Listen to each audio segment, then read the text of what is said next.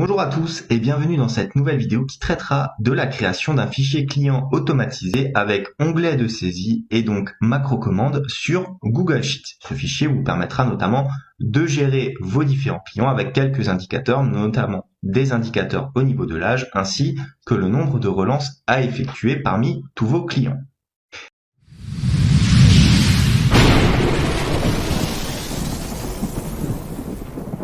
Mais tout d'abord, et comme d'habitude, si vous souhaitez aller plus loin dans les explications, je vous invite à cliquer sur les liens de formation dans la description.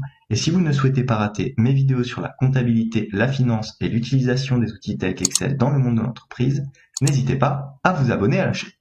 De plus, pour ceux qui souhaiteraient uniquement acquérir le fichier sans passer par le tutoriel vidéo, sachez que tous les documents sont disponibles en illimité et dans leur version finalisée pour mes contributeurs Patreon. Plateforme dont vous trouverez le lien en description.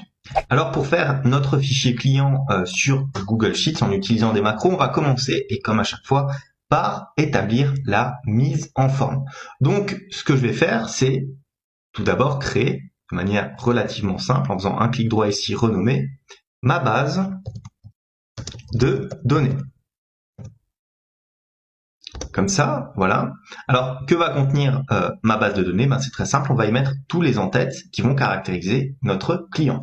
Donc, on va avoir le nom, le prénom, l'adresse, la ville, l'âge, le numéro de téléphone,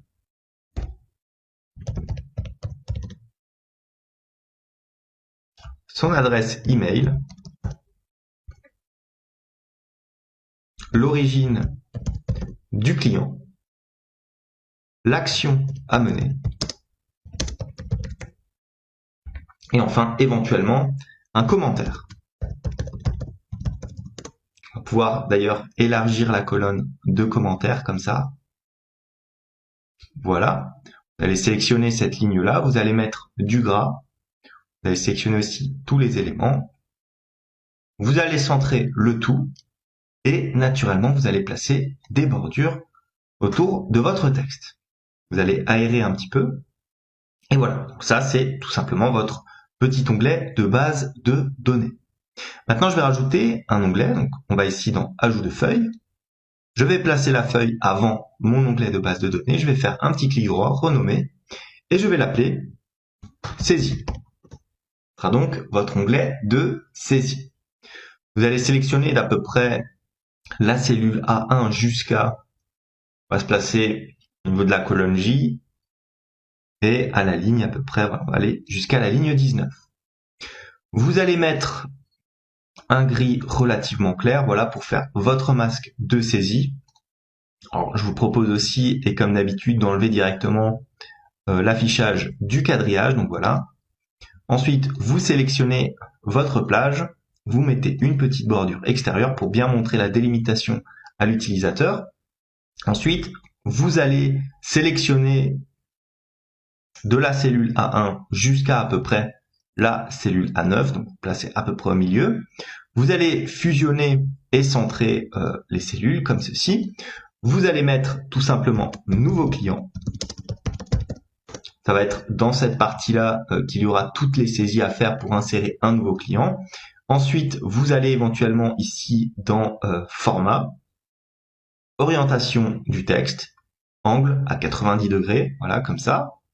Vous allez centrer le tout, donc centrer naturellement comme ceci, et ensuite un alignement au milieu, voilà. Vous allez mettre tout ça en gras. Au niveau de la police, vous allez un petit peu l'augmenter. Vous allez mettre par exemple, est-ce que du 18 ça passe? On va peut-être mettre plutôt du 14. Voilà, client, vous allez sélectionner la première partie. Vous allez y appliquer une bordure extérieure. Ensuite, vous allez y mettre les différents champs que vous avez placés dans votre base de données. Donc, vous aurez ici le nom, puis le prénom, puis l'adresse, la ville. Ensuite, vous allez vous placer ici dans la colonne D. vous continuez, vous allez avoir l'âge, puis le numéro de téléphone, l'email, l'origine. Ensuite, pareil, vous retournez ici dans votre colonne F, enfin peut-être plutôt même la colonne G, vous allez rapetisser un petit peu la colonne F, je vais vous montrer pourquoi, parce que nous allons insérer un petit espace de commentaires, donc action à mener, voilà, comme ça, et enfin, on va y mettre éventuellement notre partie commentaire, comme ceci. Maintenant, on va tracer les petits liens de saisie. Tout d'abord, bien sûr, vous sélectionnez vos titres comme ça.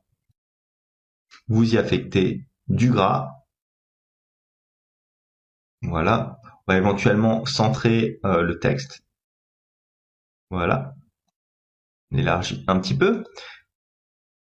Maintenant, vous sélectionnez à chaque fois les cellules qui se trouvent à droite de vos intitulés. Comme ça, vous laissez la partie commentaire pour l'instant comme elle est. Vous sélectionnez un remplissage en blanc et naturellement des bordures extérieures.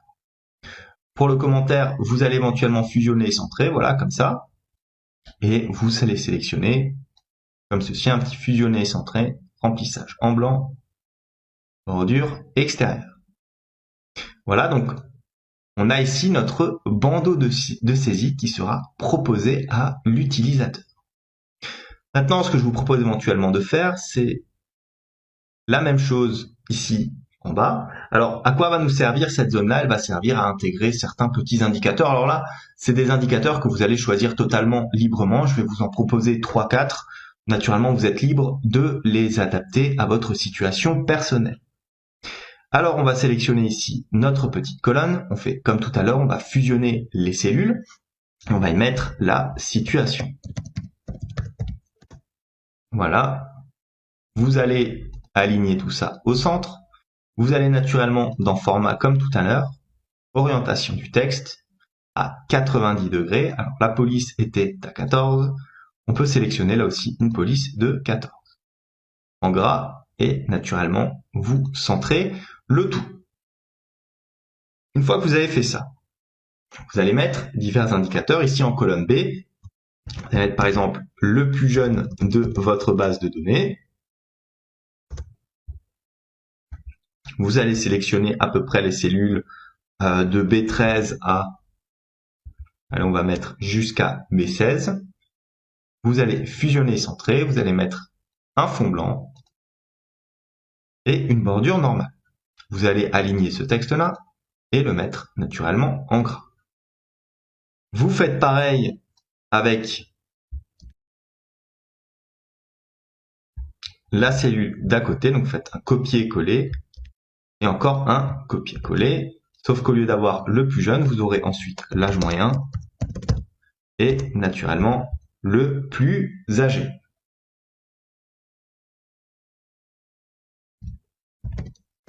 Comme ça, voilà.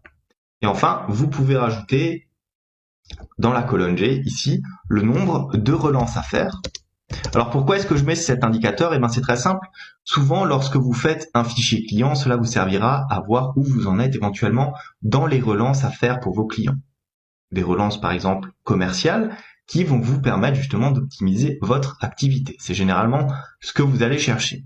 Or, quand vous avez une base de données avec plusieurs dizaines, voire centaines de fichiers prospects ou clients, ça peut être utile d'avoir ici un petit indicateur qui vous résume parfaitement le nombre de relances à effectuer. Pareil, vous allez sélectionner ici les différentes cellules, vous allez fusionner et centrer, vous allez mettre tout ça en blanc avec une bordure extérieure, comme ceci.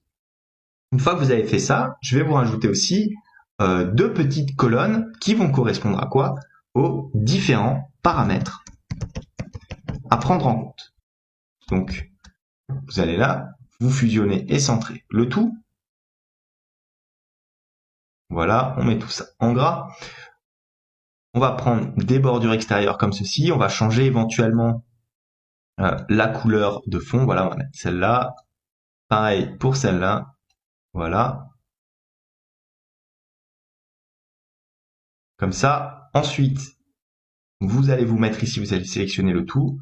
Pareil, bordure extérieure. Ensuite, vous allez sélectionner au niveau des bordures intérieures, comme ceci, des bordures en pointillés. Voilà. Et bien sûr, n'oubliez pas de changer la couleur de fond. Donc, on va passer sur du blanc, là aussi. Voilà. Voilà, donc dans paramètres, qu'est-ce qu'on aura? On aura éventuellement toutes les origines possibles. Comme ça, donc on va centrer le tout. Alors, où est-ce qu'il est? Il est là. Voilà, et à côté, on aura les différentes actions que l'on pourra mener. Comme ça, voilà. Hop, on place tout ça en gras. Origine, par exemple, Internet. Je sais pas moi, publicité. Apporteur d'affaires. On a juste apporteur, par exemple. Voilà, donc 3 origines éventuelles à vos clients. Bien sûr, vous mettez ce que vous voudrez. Action à mener, ne rien faire. Ou à relancer. Bien sûr, vous pouvez en rajouter autant que vous le souhaitez. Ensuite, étant donné qu'on a rempli ici nos différents paramètres, je vous propose de mettre des petites listes déroulantes dans les cellules correspondantes. Par exemple ici, dans la cellule origine, on va dans Données, on sélectionne Validation de données, exactement comme Excel.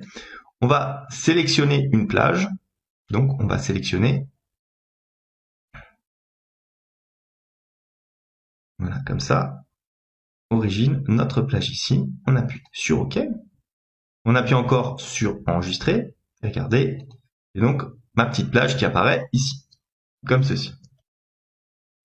Action à mener, on fait pareil, donc Données, Validation de données, qui est ici. On clique sur le petit tableau, on sélectionne nos 2 actions à mener.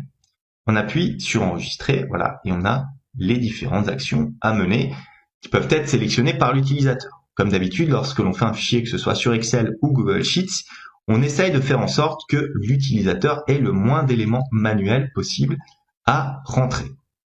Une fois qu'on a fait ça, on peut maintenant insérer directement, avant d'établir les macros, les petits dessins, les petits boutons qui vont vous permettre de sélectionner, d'activer ou de désactiver vos différentes macros. Donc pour cela, on va dans Insertion, on va faire un dessin. On va ici dans Forme, parfois, voilà. On va sélectionner un rectangle à coin arrondi, faire une petite forme comme ça, voilà. On va changer la couleur, on va mettre éventuellement un vert assez vif. Le contour, on va mettre un vert un petit peu plus foncé. Au niveau du texte, on va sélectionner ici, voilà, ajouter. Comme ça, on va ici dans les 3 petits points, on sélectionne du gras et on centre le tout.